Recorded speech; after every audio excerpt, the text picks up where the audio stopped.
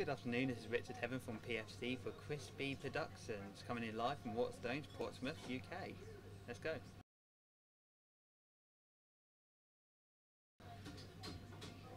I got into design making because before into this I was still very much into punk, and the DIY ethos and the fact that the major magazines weren't covering what we wanted appealed to me, so I thought I'd make my own little magazine. Plus, it was a week before the second year of uni began, I was bored and I thought, let's see if I can put this together in a week, and we did. That's how it started. Issue 1 to 3 was printed on the university photocopiers in a very DIY fashion. Very much somebody placed an order, I'd wait till I got a few and then I printed and made them as I went along. Then I wanted to do a compilation of all 3 issues. I talked to James Fraser, who was a third year at the time. He recommended using a service called Lulu, which is an American company with an English print base, who's print on demand. They printed at a good price, and from then, I just carried on using them. My publication is Pornography for Cowards, also known as PFC for short. The name is the first song on Million Dead's debut album. The last 3 lines of the song very much summed up my feeling of what was going on in mainstream in rock sound and Kerrang and the such at the time. That there's everyone trying to be threatening, aggressive and progressive, but it wasn't happening. It was very watered down. It was very much Pornography for Cowards. The Pig started off a couple of years before I started PFC. I worked in a hotel, and one day me and one of my friends decided to buy a pig mask and do a photo shoot around the hotel. Come the first issue, I needed a front cover. I didn't use anything special. Come the second issue, I decided to use a photo of my friend in the pig mask, and from then on it very much became a bit of an icon. It didn't for a long time, but when we redesigned the logo to the current state, one of my friends quipped that it looked like Elvis Presley, so Elvis Pigsley, and it stayed from there.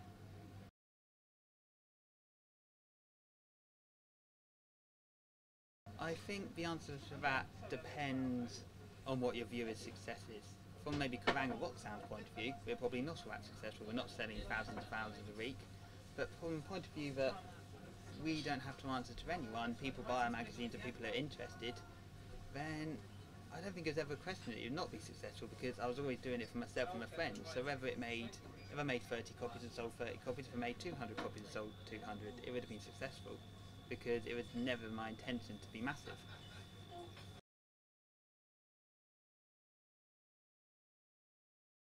Yeah? Cue automatically set up piece. Yeah. Issue 1 to 3 wasn't the most professional looking publication, being a photocopy one, although recently we reprinted issue 1 to 3 in what we consider a new format into a more professional book using Lulu. The format isn't exactly what we'd use nowadays, but it's set standards for what we'd evolve from. As I say, more space of interviews, more features, mostly to the travel. At this point we still kept the review section as it was in the previous issues, which wasn't particularly well laid out, but it's something to evolve from. Issue 4 was the first issue. We had Sam Dunn do the cover art for us. He's incredible, check her out.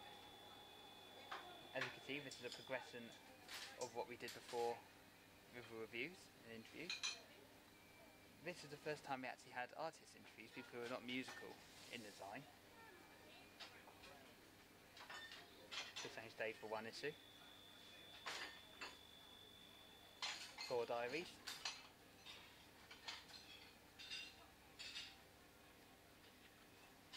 View section is starting to evolve into what we use now, and in fact we've got imagery to go with it and a bit more of a standardised layout. As you can see, advertising is subtle but not overriding. And design reviews. Okay, issue 5, second issue we had Sam Dunn do the artwork. As you can see, she's incorporated a lot of elements from the new Elvis Pigsley logo. Elvis Pigsley even. Introduction page. The second interview we've done with artists, being Paul Phillips this time. As you can see, we've started taking a lot more full page twists. print didn't bleed brilliantly. That's a risk with Lulu. I warn you now.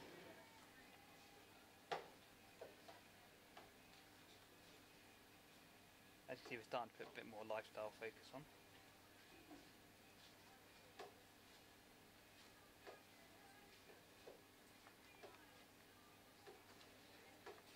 Now, review section is an area we're starting to think is the beginning. Review section, I'm starting to think we're getting to a consistent style with the review section now. It's not perfect, we improved with issue 6, but it's starting to feel a little more professional. Again, advertising, keep it subtle. Another Zine full page style, don't think we'll be running that. Full page advertising can be done as long as it's done in style.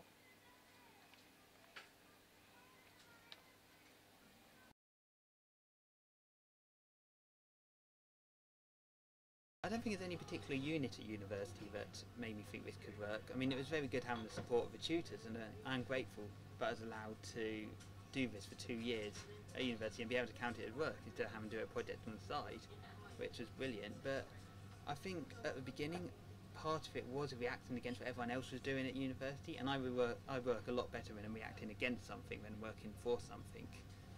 At the time, a lot of people were doing little independent publications. It was very art-based. It was very photographs. It was very little drawings. It's very artsy, and there's definitely a side of Zine making for that. But like I said, I grew up in metal. I got into punk. Some of the ethos still stays with me, and I wanted something a bit more filler, a bit more reported, a little more representative of the scene we lived in than photographs or drawings.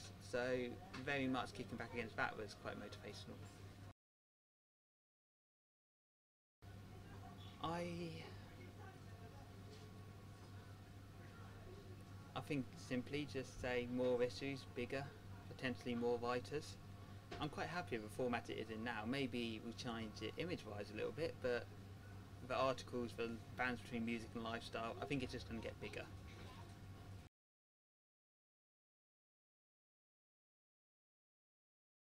Okay, if you want to make the publication multimedia, I'd say use 2 sites first. Get on Tumblr, get on Facebook. Tumblr is brilliant for giving indications of what you're doing in the next issue. It's brilliant for talking to people. It's also a great way of involving people. We blog in their projects and just keeping up to date. Facebook pages are easy to make, it doesn't cost a thing, and it lets people communicate with you, whether it's simply joking or whether they want to get in touch with suggesting media. It's just a brilliant way of, because this is 21st century. It's brilliant to think we're back in 1977 with the heyday of Zines, but people don't want to just read a Zine that comes out every 3 months. They want to know it still exists, know people talking to it. So be able to post a status at any point in the day, 2 or 3 times a day, and talk to people. It keeps you interesting, it keeps people intrigued. Maybe intrigued isn't the word, but it keeps people involved. And it's a great way for letting people know that you exist, because between issue 4 and issue 5, issue 4 is 50 issues. It sold out in 3 months. Issue 5, and I do put a lot of this down to online promoting, sold out of 100 issues in 11 days. If PFC didn't have any online or multimedia presence, it just wouldn't have happened. Of course.